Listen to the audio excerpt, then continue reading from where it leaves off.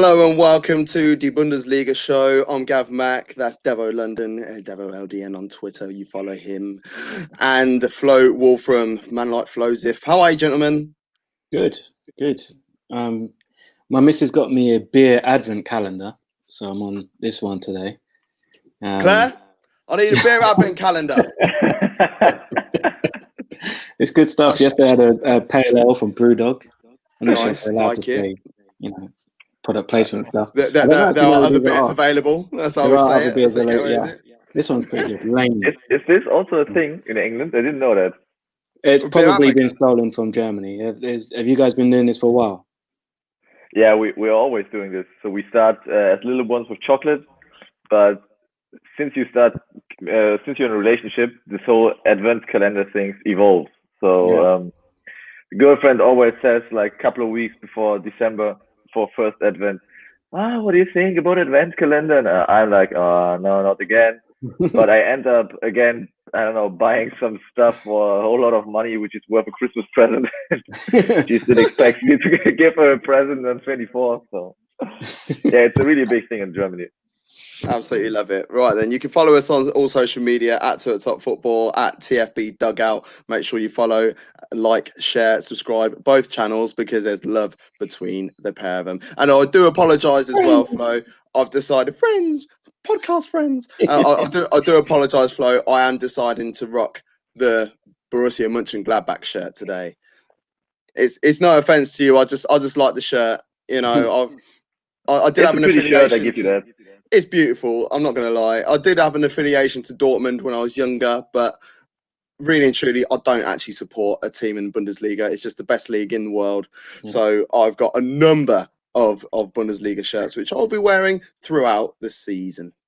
Right then. You know that Gladbach are friends with Liverpool? Oh no, I can't wear this again. You got to take that off. You got to take that off right now. Yeah. Oh, God. Shall I put this one on instead? Yeah, this is way better. Is this one more favourable with you, Flo? Yeah, no worries. Let's get into action, eh? Let's start with Friday night's game. It was an absolute thriller. Wolfsburg 5, Werder Bremen 3. Now, the first half ended 3-2 in favour of Wolfsburg, and all the shots that were on target resulted in goals, which I thought was pretty impressive. The goals from Wolfsburg came from Baku. Brooks scored. He also scored at the other end as well. A double from Weghorst and Bielek right at the death. My boy Bittencourt, obviously, of course, he bagged. Muirwald, who was also sent off later on in the game for 2 for 2 yellow cards. And as I said, Brooksy, he decided to get himself a really nice own goal, actually. I thought, those ones where you glance in at the near post and just fizzes past the keeper. Classic. Yeah. Brilliant stuff. As a striker, he wouldn't have scored that one. No, of course not. You know what I mean? So you wanted to. You got to take it. Absolute Tekaroo. How long can Wolfsburg go unbeaten for, Devo? Well, at the beginning of the season, they weren't playing too well, and they were, getting away with a point here or there. At the moment, it looks like they started to actually hit some form, actually playing well and winning games and scoring goals, importantly, which is something they struggled to do at the beginning of the season. Weghorst is banging goals. The players behind them, Stefan, Brekalo, and, those guys are creating a lot of chances now. And this was a good victory for them because, Werder Bremen have been on form. They've been on good form themselves. And, they just couldn't really put them away. Whatever Wolfsburg were doing, Bremen were coming straight back. And it was kind of like a boxing match. When you think you got the upper hand and then boom, counter punch, you think, oh, right, I'm on the back foot. I need to reach out. I need to, get my wits about me again. It was a really good game of football. But to answer your question, you never know in the Bundesliga, do you? You never know. I mean, they could absolutely capitulate in their next game. I'm not sure exactly who they've got in the next one. I'm sure we'll come to that at the end. But we'll go to that. We'll go to that. But yeah, I mean, after what happened with Dortmund, I just don't want to say anything. It is like one of the most unpredictable leagues. I mean, like everyone just expects Bayern to run away with it, which they normally do, but then they suffer some shock results as well. But it's the first defeat in 8 games for Werder Bremen. They've turned a corner, haven't they, Flo? Yeah, and with this defeat, you look at a row of like 6 games without a win or 5 games because the last 4 games were all draws or 5 games. So if Werder Bremen would have won that game, everyone would be saying like, okay, you had 8 games in a row without a loss. What's great, especially if you come from a close to relegation spot. But now everyone's saying like, okay, sorry guys, you have 6 games without a win. You need to improve. That's very difficult in the German media landscape. It's not just German media. I think it's media as a whole. You can fabricate stats to make them look the way you want them to. So yeah, you're right. First defeat in 8 games, but a load of draws. But they have looked a lot more impressive this season than they did last season, I think. Now, I did say they might be a little cheeky wild card for a 6th spot or maybe a 7th spot finish. I'm still sticking by that. I think Bremen could continue to surprise a few teams knocking around in the Bundesliga, especially at the top end. So I'm looking forward to see what they can muster as the season continues. But Wolfsburg, unbeaten for this is the best start to the season they've had in something like 30 years or something like that. Is it? So they're doing really well. Yeah, if they could continue that, I think they'll be trying to push some people out at the top, especially when you look at the likes of Leverkusen, you look at Mönchengladbach, you look at Leipzig, teams that will be challenging Dortmund and Bayern at the top. Yeah. What's stopping them being a part of it? Remember, all of those sides have got European football as well. So there's going to be Wolfsburg was very clever in losing against Athens in the first round. That could play into their favour as well. For dancing. Now, it was one of it was one of a number of games which had plenty goals. I do want to talk about one game very quickly because it didn't have any goals in, and that was your lot. Leverkusen 0, Hertha 0. No, have you got much to say about that game? No, nothing. No, just a little maybe. But looking at the squad or at the bench with nearly half as many goalkeepers as players on the bench, it's obvious that Leverkusen is really struggling very hard with their squad now because they have like a whole squad injured. 10 players, I believe, weren't capable to play against Hertha. Yeah, and that's what we saw in that match. It was Leverkusen couldn't, especially in the second half. They were just tired. Hertha wouldn't or didn't want to. They just tried to focus on defending well. That's what they did. So it's like, a solid or just a net. I'm lacking the right word. It's like a absolutely deserved no. So yeah. Not a good game to talk about much, but as a Leverkusen fan, or in Germany, we have a saying. I'm just going to briefly translate it. You rather have the small bird in your hands than the big bird on the roof. Sometimes it's better to just. I'm not trying to say it's just take the point. Be okay with it. One thing I'd like to just say on that is that I was unaware that Leverkusen had 10 injuries, and if Leverkusen were perhaps a team in the north part of England, we would have heard non-stop about how many injuries you had. So well done Leverkusen for just getting on with it because you have a squad of players. That's the thing; they do get on with it, and a lot of their players are. You have got your strongest 11. We all know that, but any of those that are sort of like knocking the door could start. Yeah, it's only Radzeki that is a guaranteed starter, in my opinion. Now, everyone else can have a word and be like, "Oh, can I start this game?" So it's a good squad that you're building. It'd just be great if you could keep hold of them all, especially your likes of Diaby, Bailey, even Alario. If you could keep hold of those again for another season, I think you guys would be all right. I'm with you, but we had a solid starting 11, but the bench was horrible. And I'm looking at the bench this weekend was bad. Yeah, no wonder that Peter Bosz, although all the players were tired, just made one change during the match, one substitution. Yeah, considering that you can use all 5 as well. Yeah. Let's stay in the capital, and we'll have a look at Union Berlin, who they drew 3 apiece with Frankfurt, and what a game this was. Really, really enjoyed watching this. Union were 2-0 up. Our boy Max Kruse, he's having a wonderful season, absolutely wonderful season. The first goal came from Andrik, but then Max Kruse decides to have a party by himself. My 2 favourite strikers in the history of mankind both got themselves on the score sheet for Frankfurt. Now, I've got to say a little thing about my co-host and co-founder of 2 Up Top, Stephen Cotton, right? He's on the Bundesliga hype anyway. He always has been. He's loved Bundesliga football for ages. But he did something specifically to piss me off. And that was to buy a Frankfurt shirt, and he's got number 33 and Andre Silva on the back.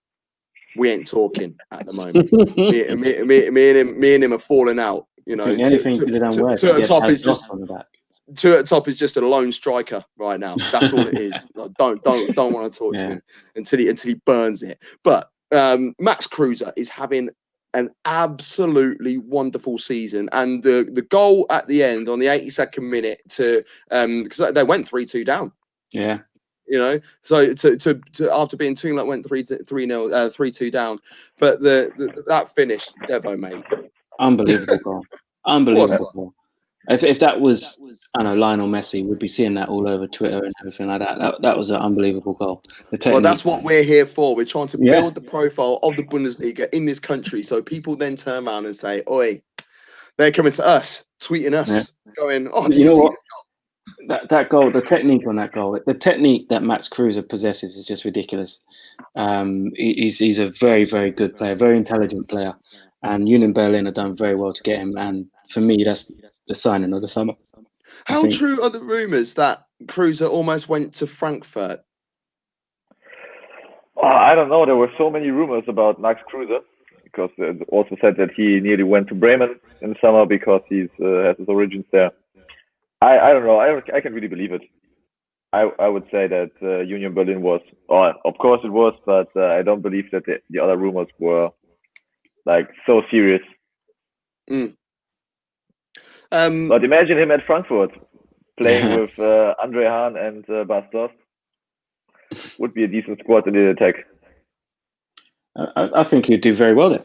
I think they would love to have him. I think Frankfurt are doing all right, actually, so they're not exactly missing him. But I think anyone in the league would like to have this form of Max Kruse. You know, he's winning games almost on his own. Do you know what I mean? Everything that their Union Berlin are doing, he's involved in some way, shape, or form. Definitely. Where should we go to next? Oh yeah, we've got to go here. The shock of the weekend, and it was a giant shock. And whose Aka did it mash up by any chance? Me, yeah, and Devo, yeah. Actually, the last game messed up one of my Akas as well, because I had that as a draw, but when Frankfurt went 3-2 up, I cashed out for like £2. Oh, I probably left it.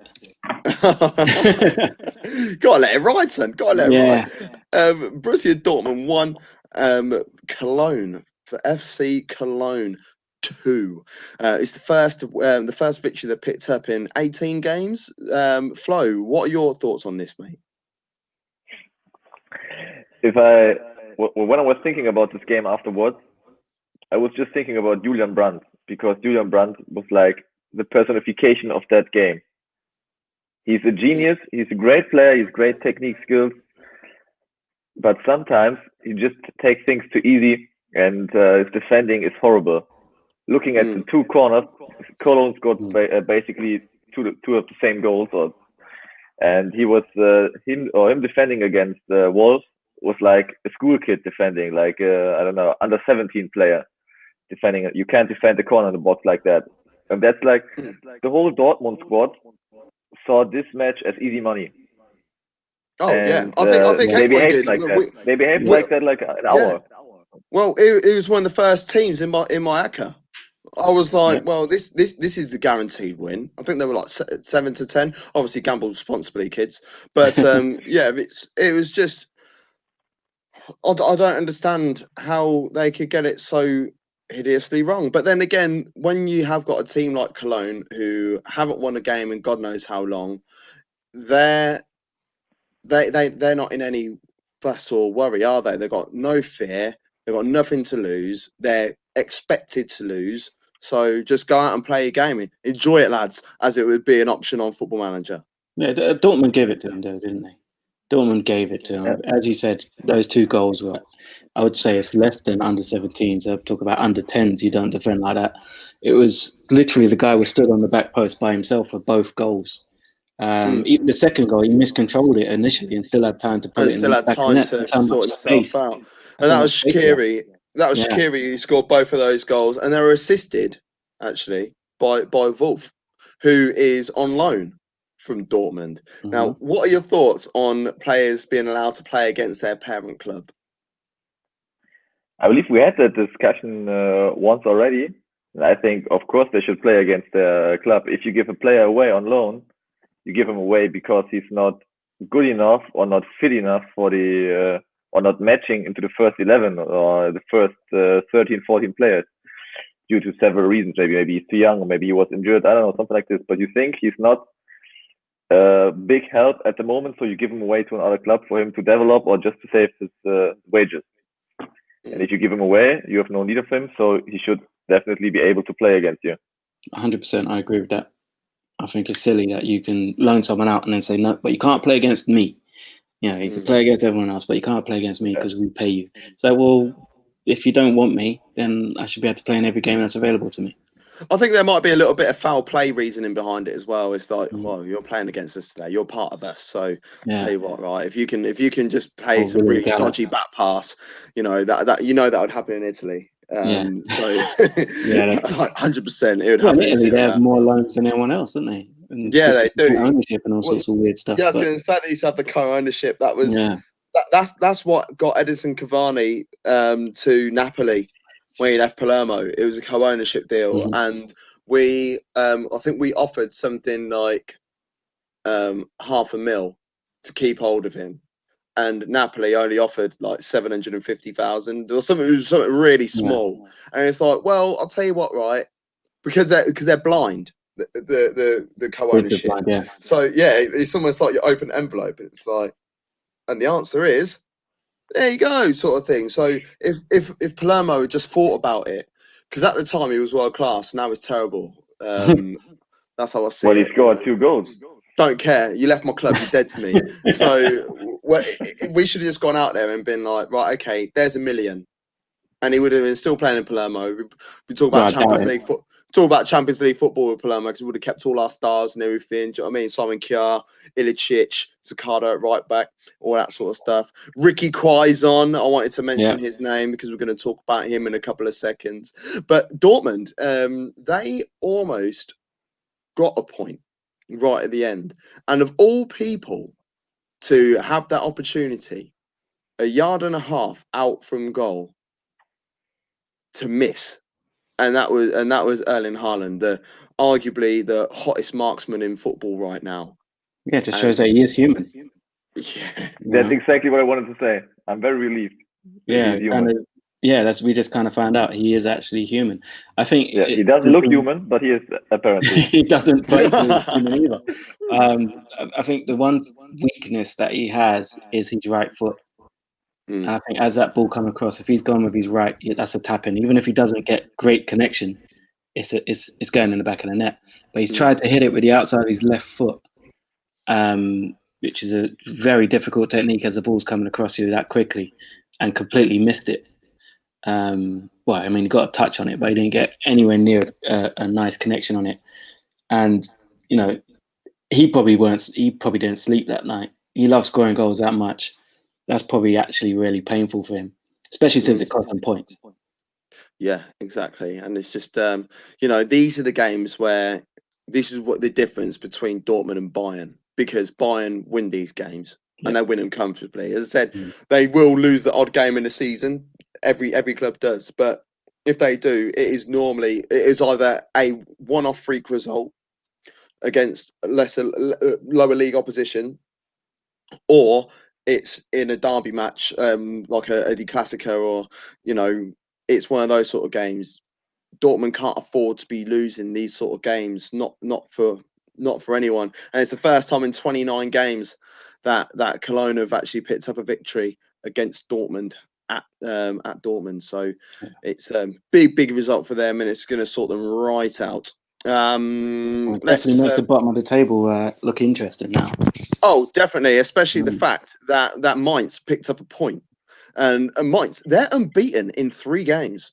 Yep. Yeah, and they played really well in this game. I watched a large portion of this game, and Mainz were well worth the point. We could have got all 3. Yeah, my boy Ricky Quaison, as I mentioned before, Palermo legend. He opened the scoring, and Babu got the equaliser. But it's another one of those games. It's German football. It doesn't always have to be Bayern and Dortmund that are playing. You can watch games and thoroughly enjoy it. And for me, good game of football. One of the great games of football that we've seen this weekend. Yeah, great game of football. End-to-end stuff.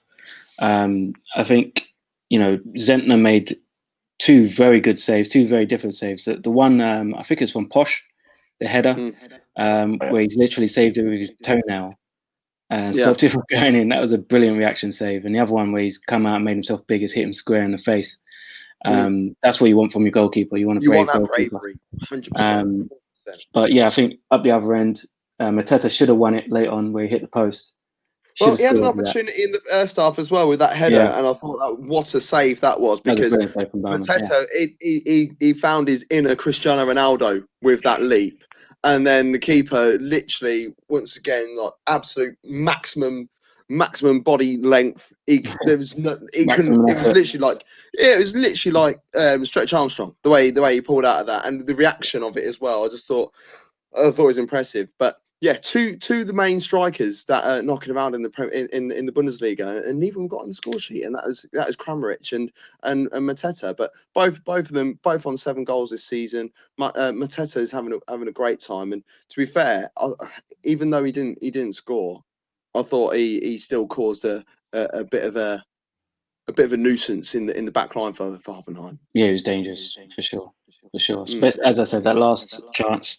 He'll be disappointed he scored that, hit the post, probably should have scored, but he was a nuisance all the way through. Even his involvement in the first goal, his hold-up play to bring in, I think it's Boetius who played it through to. That was brilliant striker play. That's what you want from a striker. Hold the ball up, bring it up. The pass was the heel. Yeah. Great. Brilliant. Great pre-assist. I don't know, can you say something like that? Yeah, the pre-assist. Yeah, we remember that. Yeah. We sort of use that over here now, along with many other footballing cliches. Hoffenheim, that's no wins in 7 now, though, Flo. Yeah, I don't really have an explanation, because in Europe they're rocking all over the continent, and in the Bundesliga they're struggling. Well, do you reckon they're putting all their eggs in one basket? Could you repeat that? Do you reckon they're putting all their eggs in one basket, or just like trying to focus on Europe too much? Maybe kind of. In the past, it was the opposite. So in the past years when they played in Europe, they got smashed and played quite well in the Bundesliga. And now they qualified for the first time for the knockout stage. In Europe, maybe they had their focus a little bit wrong settled, but I can imagine that things will change now since they are qualified for the next round in Europe, and maybe focus a little on the Bundesliga, focus on getting some points, because they want to play in it next year as well, and let the second row play, second guard of players play in the Europa League games, the last 2. Geiger was also sent off for him. For Do you think this was a red card? What would you guys say? It was cynical. He knew what he was doing. What annoys me is that most of the time you see that happen pretty much all the time. One of those challenges where the attacker's going off towards the halfway line or trying to advance to the halfway line. Let's just stop him in his tracks. Let's just stick a leg out. You're expecting a yellow card off the back of it. Personally, I think if there's intent like that, it should be a red card. You have no intention whatsoever of trying to win the ball there. So it should be a red card. It just seems a bit shocking because you don't see this happen very often. I think it was a red because of the reaction of the players. I think, I think because all the players rushed towards him as if it was a serious foul. Because at first glance, I thought he'd raked his studs down his leg or something like that. But it was a kick to the back of the calf. It was a petulant, like, oh no, you got away from me, I need to take you out kind of kick. So I think a yellow card would have been fair. But I think because of the reaction of the Mainz players and the Hoffenheim players all running together to kind of stop their player being harassed, I think the referee seen it as a bigger thing and kind of given a red card. Would you have redded him, Flo? No, I would have given him a yellow card because for me it's tactical foul. Yeah. And tactical foul is charged with yellow. Yeah. And I know it wasn't a bad foul. It was just like, okay, the Mainz player was fast and he was on his way on his Evo, but he just disabled him in running. It looked worse than it was, and I wouldn't have given him a red card for that.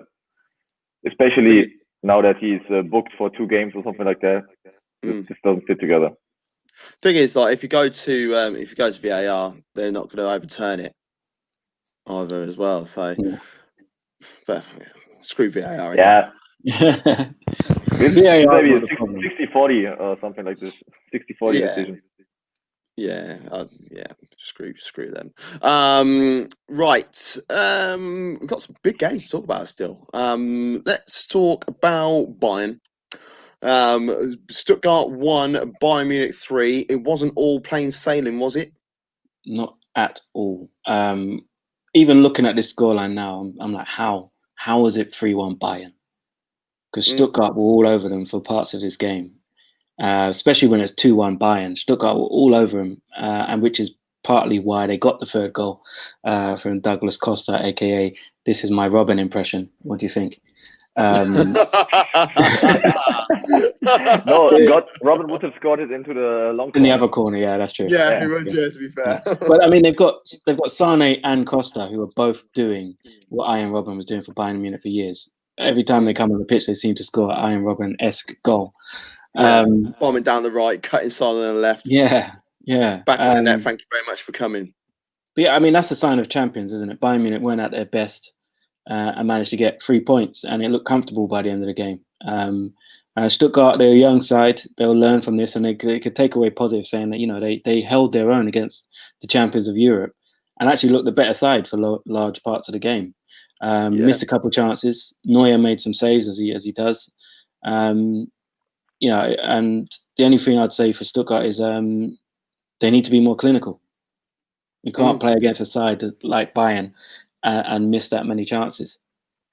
The goals came from Koulibaly. He opened the scoring, and then that's when me too. And then the goals for Bayern came from Kingsley Coman, Lewandowski just before the break, which was a lovely strike, and then Douglas Costa. But I was wanting to talk about Koulibaly for a moment because he's a very tiny player.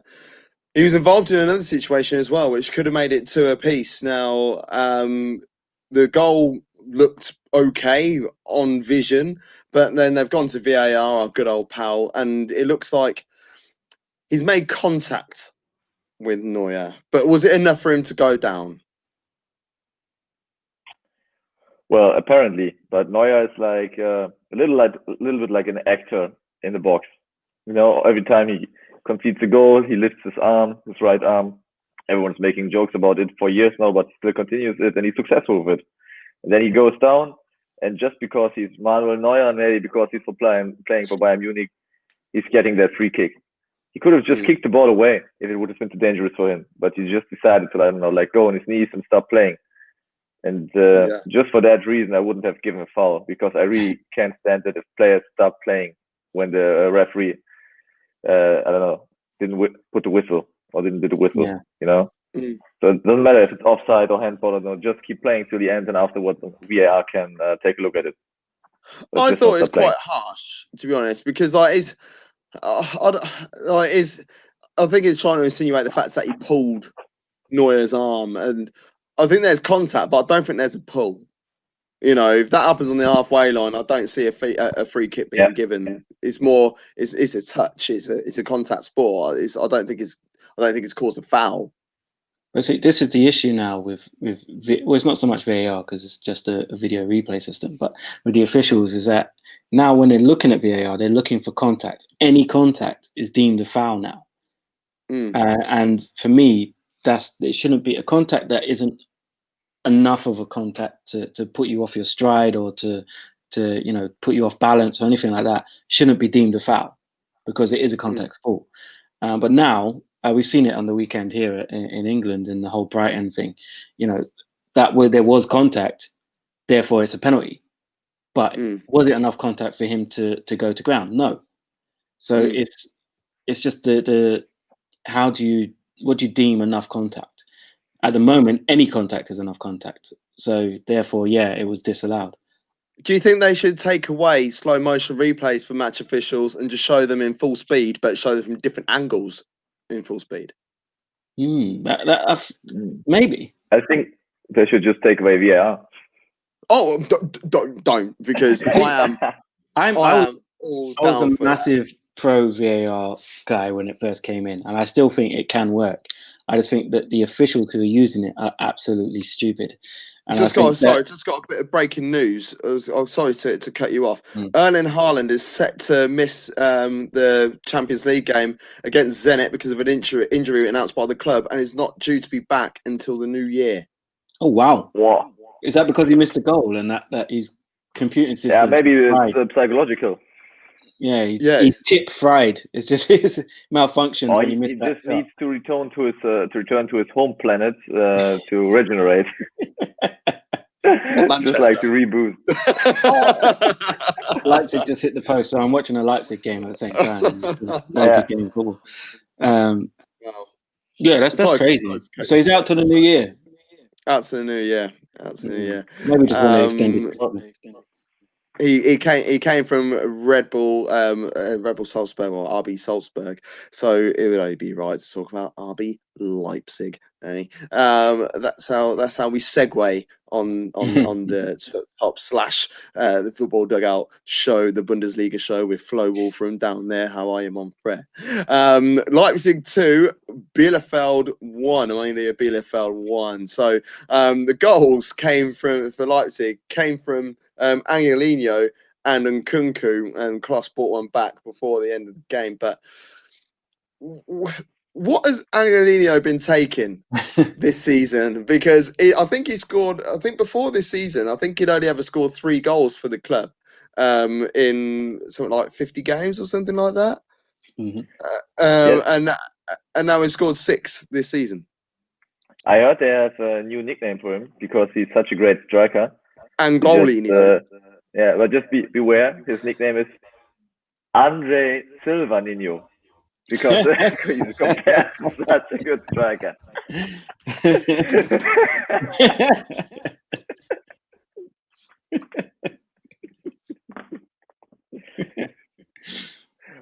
By the way, who's on your back, Gav? Just turn around. Who's on your back? Which player? Which player to choose? Screw you lot, man. But you know what was funny is that he's scoring goals from open play, and he's the furthest man forward. He's just scoring like long shots, or do you know what I mean? It's from open play, and I think he's their leading goal scorer in the Bundesliga this season. Well, they spread their goals out quite a lot, though, don't they, Leipzig? That's one thing I do enjoy. Player who. Not there, Well, exactly, but it's nice though, isn't it? Because you always get you need to sign a 30-goal a season striker. Well, if you do that, that's fine, but your goals aren't going to come from anywhere else. It doesn't mean because you've got a 30-goal a year striker that you're going to add 30 goals to your club. You're taking goals away. One of the players who was trying to fit into his boots was Sorlot, and he can't buy a goal. Bless him. No. He had his penalty saved in this game as well, which would have made it 3-0 game over. Yeah, he's struggling. Poor guy. He just doesn't fit in. He just doesn't. He looks out of place in this side, and I think they're going to have to keep. They have to just keep persisting with him because they haven't really got anything else. But it's just not working for him, is it? I mean, it didn't really work for him at Palace either. So from what I've seen of the player, I don't understand how he got this move. I know he scored goals in Turkey. In Turkey, yeah, he scored 25 and 24 or something, or 24 and 25, which is fair play to your son. But the standard of Turkish football is completely different. That's no offense to the Super League. It's just completely different to the Bundesliga and the Premier League. You know, he's just not a very good striker, bless him. I mean, he plays up front with your boy Haaland for the national side, and he seems to do all right for them. I don't know. I don't know. What are you saying, Flo? I believe he just needs a little bit of time. No, and I can imagine him still to score. It's a very difficult situation at the moment. He's new in a new country in Germany. You have like the whole Corona crisis, so you can't go out with your teammates and maybe enjoy life or get to know the city a little bit. Maybe it's quite difficult for him just to integrate himself in the club, in the team, in the whole area. And I can imagine that Leipzig is the club which will give him the time. They don't have no other choice at the moment because although they're sponsored by Red Bull, or at least they say so, they have to look at the money at the moment a little bit, so they will try to get him in form. And luckily, as you already explained, all the other players are performing. Like, I don't know, take a look at Yusuf Poulsen, who's out of a sudden starts scoring wonderful goals. He wasn't known for scoring those goals in the last years. He was rather a working kind of player, assisting kind of player, and now he's like their main striker, their first striker. Well, he has no choice but being front man. If Sorloth isn't really doing much, you know, then but he's deserved in this position, you know. Yeah. I mean, like, would you take Sorloth at Leverkusen right now? Not at the moment, because we have two of the same players. Like Schick and Alario are both like classical number 9s inside the box, good with the back towards the box, and we don't need a third one of that. I would rather like to have someone like, I don't know, Nkunku or something like that in my squad. Well, I would rather have Patrick Schick, and I'm surprised that Leipzig didn't try and do something to make it happen for him to stay there permanently. He's not a player that suits Italy whatsoever. He is a player that is ready-made for the Bundesliga for me, and the fact that they had him there, he's already built that rapport with the players, like what you're saying about the confidence levels with Sorloth. You know, you got Patrick Schick there, and he didn't really go. How much money did he go for in the end? Wasn't a lot of money, was it? What was it, 18 million or something? It was like we bought Schick for 26 million or 27, something like that, and they bought Sorloth for 19, I believe. Oh, it was him who went for. Yeah, I was going to say, because you know, well, it's not like Leipzig haven't got the cash. So speaking of Leipzig, they've just conceded a third goal.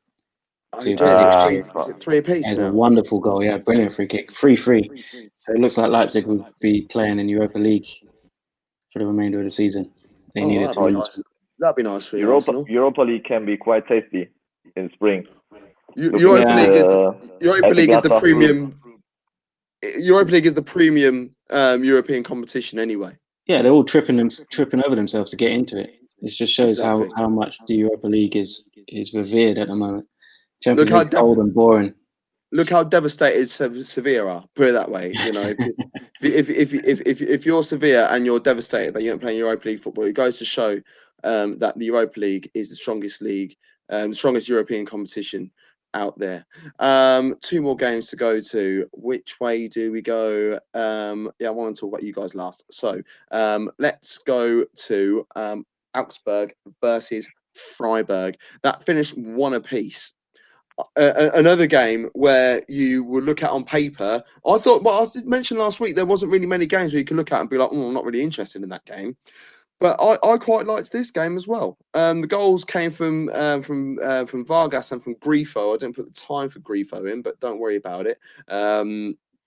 Grifo is so good. I like that. It is so good. Players like Grifo. He's like him, Bittencourt. You know, they're in the same family. You know, they're the same type of love going on there. Brekalo, you know, it's those three players, like they're all on the same level. They ain't world class. They never will be world class, but they're bloody good and they're really easy to watch. And Grifo is one of those. He score goals, he can assist, you know, and that's what you want from a creative midfield player. Vargas' equaliser, yeah, that was that was a bad finish actually, to be fair. But Augsburg, they started off the season so well, and they're just not been able to find victories anymore.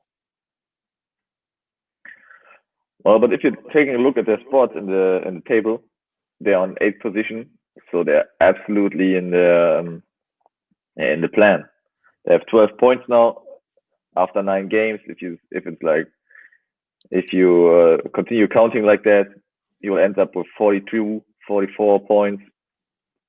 That's exactly the kind of season Augsburg wants to play. So they're not looking at the ranks at the moment. They're just looking at their points. They're saying, okay, 7 points to relegation zone, to Mainz. That's quite good. Let's just focus it that way. Augsburg is like a typical club for what I was said what the German saying was in about the birds. You know, they rather have like smaller one, but the stable one, than one time a big one and one time no one. Yeah, I think it's Augsburg. The start of the season was just like a massive bonus because it's just like putting points in the bag for when the eventual bad run of form comes, and that's kind of where they are now. So they're lucky they had those points on the board already. And then you've got clubs on the other side of it, like Mainz, who couldn't get points on the board for ages and now are having to make up. So you'd prefer to have those points in the bag initially. But I think Augsburg will be okay. I think they are better than some of the teams that are struggling, like Arminia Bielefeld, Schalke.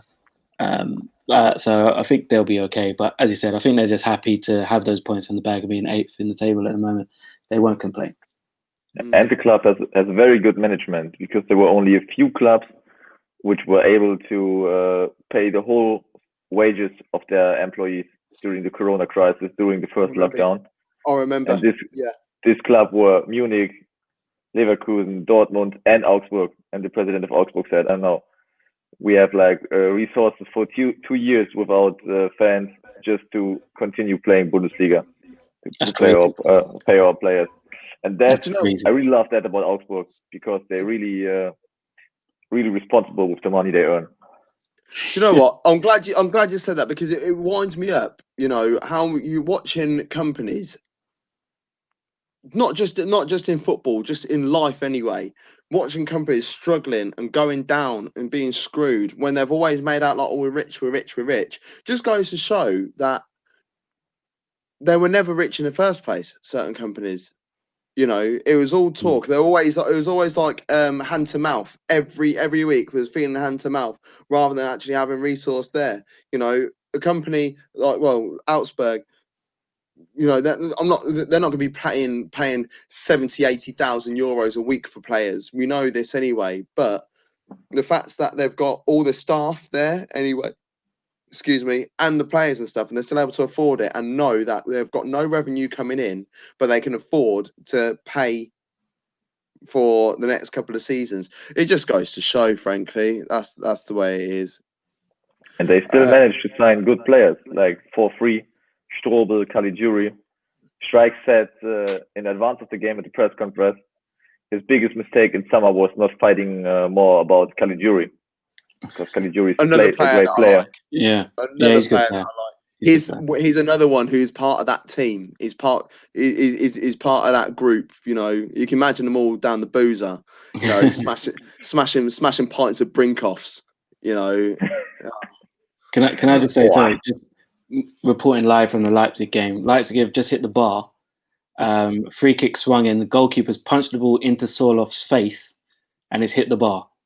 So the poor guy just he can't even score those ones. He knew nothing about it. Literally just hit him in the face. Oh, he's just scored. He's just scored a banger with his no way. Yeah. No way. Sorloth from 20 yards out. Unbelievable. We need to cuss Arsenal out more. We need to cuss out Arsenal even more, because every time we cuss someone or cuss out a player, they always bag.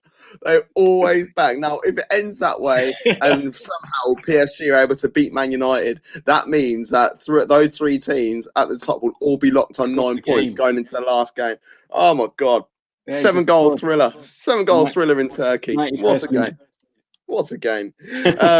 Let's talk about a team who had a game on the TV, and I believe you were like 2 or 3 minutes ahead of me. Oh, sorry.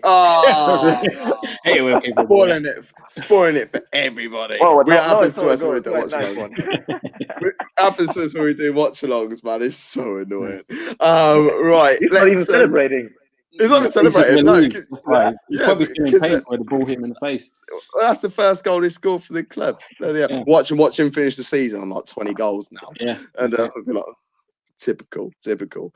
Right, here's the game. Here's the boys. Mönchengladbach, repping Mönchengladbach today. 4-1 against Schalke, and I'll tell you what, right? Oh, Schalke, man. Honestly, they believed for a moment as well. Gladbach's goals come from Neuhaus, Wendt, Thuram, and Wolf. And then Raman, he brought one back. I put Torham. God, what is wrong with you? I'll tell you what, right? I don't like this baby brain stuff. I think it's an excuse, but it clearly is from my end. So there you go. There's an edit. Real talk makes it happen. Right. Ollie Wendt, right? Every time he scores for Gladbach, they have never lost. So they should have known when they went 2-1 down, it was game over for them. I mean, they should have known from kickoff. This Schalke are going to take that record. They're going to take that record that you were telling us about. Poor guys, Tasmania Berlin are going to have nothing to hold. They'll still have one or two of the other ones, but Schalke are going to take that record of games without a win. It's just they can't. They're starting to score goals, which is one thing, and this was a very good goal as well, by the way. A very well taken goal. A goal. Mark Hoot, he was instrumental, wasn't he? And this goal was a beautiful slap. Beautiful goal. But they just can't stop conceding on the other end. So and take a look at the goals they conceded. The goal from Neuhaus, the first goal, this is like a typical goal you concede when you're at the bottom of the league. I don't know. The ball went through 5 legs, 6 legs, something like that. 5 players, yeah. It's what happens, when it's not their time. It's not their time. And watch, they'll come back in a couple of years' time. They're going down. Let's be honest. They're going down. It's going to take a monumental Palermo-esque style return, as per my Champy 0102 save that I pulled out the other day. To like a monumental return to try and make things happen. It's not good. It's not good for Schalke, and it doesn't really matter who's in charge. They haven't got the personnel or the mentality, and there are 17 teams in the league that play better and want it more than Schalke. Yeah, and I just don't understand where it's come from, because they lost a lot of players. I know financially it comes from years of mismanagement, because as Gav said about companies a couple of minutes ago, Schalke just lived from the hand to the mouth. They just have they have loans everywhere. They bought the players and paid the players and believing they would play the Champions League the next year or play European football. And slow but steady, just like the squad continued to become worse and worse and worse. They made wrong decisions, signed the wrong players. Players like, Bentaleb or Harit, which were bought for a lot of money and are not able to deliver in a continuous way, which also led to a discussion in German TV. I don't know if you heard about it. Steffen Freund, you might know him from Tottenham days. Yeah, I remember Steffen Freund. Mm-hmm. He was in a famous Sunday morning talk show about Bundesliga. It's quite like the Bundesliga show we are doing, but just a little worse. And naturally, the best Bundesliga show in global football, of course. Yeah, he was trying to explain why Schalke is going down, struggling so hard, and he was talking about Bentaleb and Harit, and he said that it's going to wind it up. Just that basically that Bentaleb and Harit are the wrong kind of players for Schalke, because Schalke is a working class club and the fans expect working class football. Yes. And Bentaleb and Harit can't deliver that kind of football. So far, so good. But afterwards, he added, and it's not a wonder I was coaching Bentaleb at Tottenham, and players with this origin from the North African part, they're quite known for, I don't know, not being disciplined, not being fighters on the pitch, which was really quite unlucky. So I would say Steffen Freund is far away from being racist, but those words was very, very bad combination. Steffen! You shouldn't have said that. Than that, mate. Well, he played for Tottenham anyway. Right.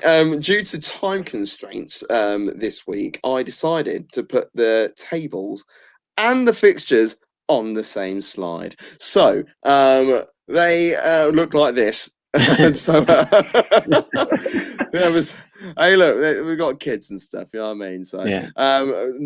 Right. So imagine this: Bayern Munich are top of the league. Crazy.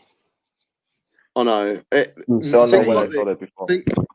Things like this don't happen very often. When they do, we need to take a moment to appreciate what's happening right now. But yeah, they're 2 points clear of Leipzig, who have a 100% record at home of Leipzig. They're in second spot. Third spot are your boys, Flozif. It's Borussia. It's Borussia. Bants. It's by Leverkusen, and then Dortmund. They complete the current top four as it stands. Wolfsburg unbeaten all season. They've conceded the second lowest goals this season in the league as well, and their 5-goal haul on Friday night has propelled them into fifth spot. What we got down the bottom? Oh yeah, Schalke. They have no wins this season. They haven't won a game in 26.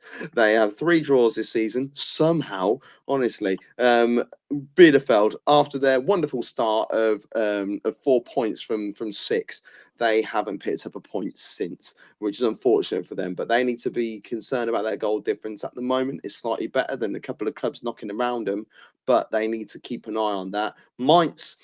Despite them being unbeaten in their last 3 games, they are still in the relegation playoff spot. And then there's a bunch of other teams which you expect that'll be knocking around anywhere in between, because there isn't really much going on in that, really. You know, it's the teams that are right at the bottom, the teams at the top, and everyone else. It is literally going to be a free-for-all at least until about February, March time, as to who can end where and who can do what. The fixtures look like this. There's one fixture we won't talk about straight away. There is Saturday afternoon at 2:30 UK time, Freiburg versus Gladbach, the black and white derby, call it that. Frankfurt versus Dortmund, Cologne versus Wolfsburg, and Bielefeld versus Mainz. That's a 6-pointer, massive 6-pointer.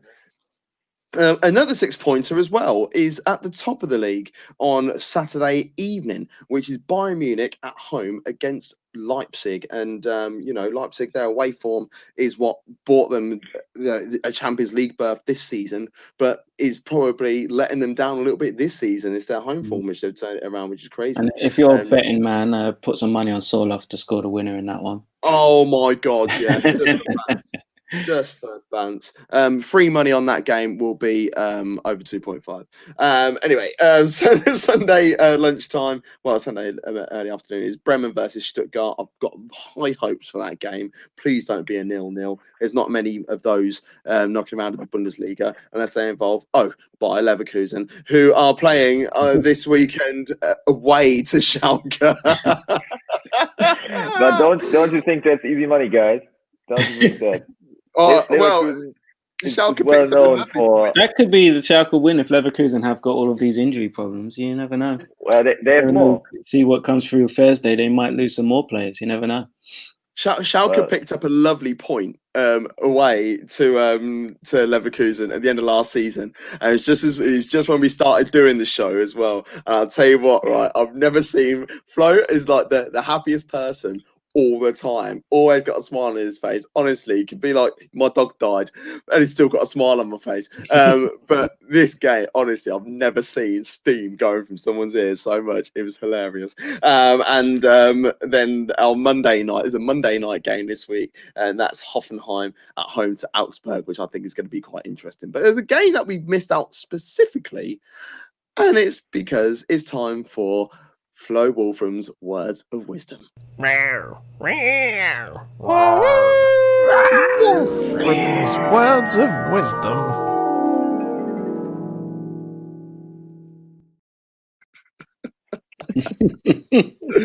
Still a good one. Flo, what we got this week? Yeah, we've got Friday Night Lights in Berlin, derby time, Hertha against Union. And you see this picture, a bunch of Hertha BSC Berlin flags, apparently on the streets of Berlin. And you maybe wonder what this, what all this fuss is all about. Last night, there was a guerrilla marketing activity from Hertha BSC together with a marketing company. And they put those flags all over Berlin, like, 50,000 flags through the whole city, except Köpenick, of course, just to make sure that Berlin is blue and white. Wow. but apparently they weren't, or they didn't have the permission of the politics, because today the mayor of Berlin Charlottenburg just explained that there will be a punishment for Hertha BSC Berlin, that they will have to pay money for that activity, and that the city of Berlin can't be mild to Hertha, because otherwise big companies like Coca-Cola or something would repeat these guerrilla marketing activities. There was even one worker from the marketing company who just helped Berlin with the logistics, was arrested while giving out the flags or laying out the flags in the city. Wow. So there are some kind of problems for Hertha BSC, but they reacted kind of cool. They just said, we don't care. We just wanted to show. We knew that there would be consequences. Well, imagine you go and do all of that and then you lose. I really like Charlottenburg. There's a few boozers in Charlottenburg which have got steel darts, like normal like dartboards, rather than those crappy electronic boards that you find everywhere else. So like Spandau, Charlottenburg, and Neukölln. There's some decent boozers in those places, which I could take my darts with me. So I like that. I think I had the best kebab of my life in Charlottenburg. Oh my God, there are so many decent. I think I had roast potatoes and roast veg in it and stuff. Oh my God, absolute fry-up. But that's that was Flo's words of wisdom. Wolfram's words of wisdom. So yes, the fixture that we omitted at the end of that before was the Berlin derby, and it's Hertha Berlin versus Union Berlin, and that is Friday night. So I'm looking forward to that. Are there any games which I'll tell you what, let's be honest. Are there any games which you don't think will bang this week? Because every game, once again, just looks really damn good. I think the only game which probably won't bang probably is that one. Oh no, that now Wolfsburg have just that Wolfsburg are unbeaten and Cologne just picked up a victory. That now they're gonna want to kick on. They're gonna want to kick on with that. I think Hoffenheim Augsburg might be the only one. Yeah, that's a bit of a damp squib. I think that might be a bit, but then you never know. Hoffenheim Augsburg game is a good game. This game is without any fans, because if there wouldn't have been a Corona crisis and we would see this game on a Monday night, there wouldn't be any fans either way. No one would have watched that game on a Monday night. Hoffenheim don't have that many fans. Augsburg neither. It's Monday night. It's cold. There would be, 10,000, 15,000 fans in the stadium, which would really suck. Before we go, there was a question that was asked. I think it might be one of your. Is it one of your posts? Yeah. If not, yeah. The Shishunja podcast asking myself and Devo, which team do we support in the Bundesliga, or who do we like more? Now, Flo, you're out of this question because we all know that you are Apparently. literally cut you open. You bleed Leverkusen, but then you'll have a tattoo of Hamburg. So that's. We're allowed to That's say true. that. So, Devo, do you actually have a club? Do you say I don't have a Bundesliga side. There's a side that I always had a bit of a soft spot for was Dortmund, and that was from way back in the day. But another side that I've also enjoyed watching throughout the years is Mönchengladbach. I don't know why. I think I just found it fun saying their name, and I kind of got drawn to them from that. Yeah, I'd say those two kind of look out for their results, but not really. I don't really support. It's not like in La Liga where I support Valencia. Well, I don't support them, but I look out for them just because my mum lives there. So it's kind of like the locals. So I never knew that. So we've got a place to stay in Valencia and a place. It's in about an hour Leverkusen. outside That's of Valencia. nice. Yeah, that's fine. I could hire a car. So I liked Dortmund from when they won the Champions League in '97. I thought it was quite cool. They did it. Yeah, Paul Lambert, mate. I like Paulo Sousa. Yeah. Stefan Chapuisat. Yeah. Some absolute ballers that are playing there. Carlos Riedler, excuse me. But over the years, I've just loved Bundesliga that much that I don't have a club. I'm down for kits now, and the next kit that I want to get is the Augsburg one. To be honest, I think it's beautiful, absolutely beautiful. But yeah, that's it. That's enough from us. We're back next week, so make sure you tune in. We're going to be broadcasting from the Football Dugout page, but I don't believe you're in, are you? No, I'm going to be on my way back from the north. Going to see the in-laws. She's a northerner. Yeah, Derbyshire.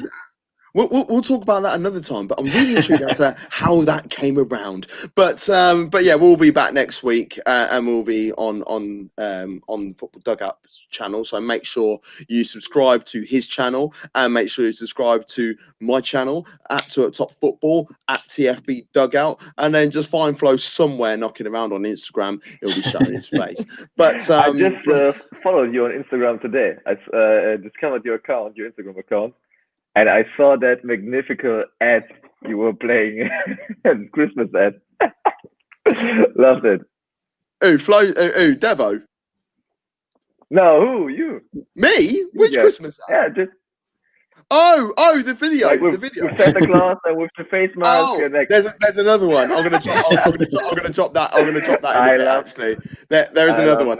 There's more to that video. Yes, I am an actor now, and I was on the 10-pin safety video. So if you have got 10-pin knocking around and you see a handsome little chocolate man in that video, that guy is me. But from myself, Gav Mack, Devo London, Flo Wolfrum, thank you everybody, and good night.